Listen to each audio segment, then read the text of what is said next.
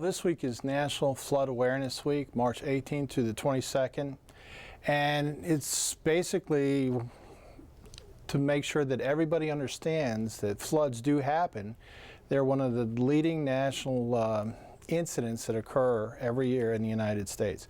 Fairfax County is definitely susceptible to flooding, as we've seen in the past. We have a lot of people that drive through these roads, and 99.9% of the time there's no problems. They drive through the roads and everything's fine. Occasionally though, when we get a large rainstorm, a tropical storm, or a hurricane, it drops a significant amount of rain on the area and causes flooding. And that flooding can be pretty dangerous. You just have to stay away from the water.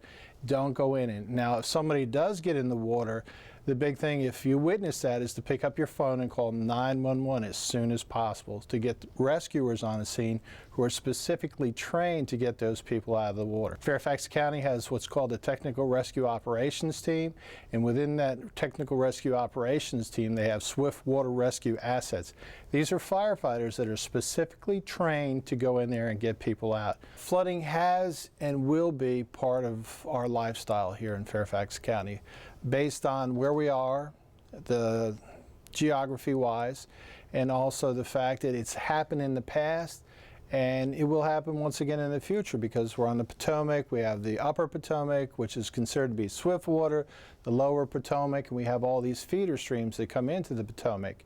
And we've just seen many, many times, not just during tropical storms or hurricanes, that these streams have flooded and have caused serious conditions to occur. If you come to a questionable spot, you cannot see the road, and you see water running over it, please do not drive through it.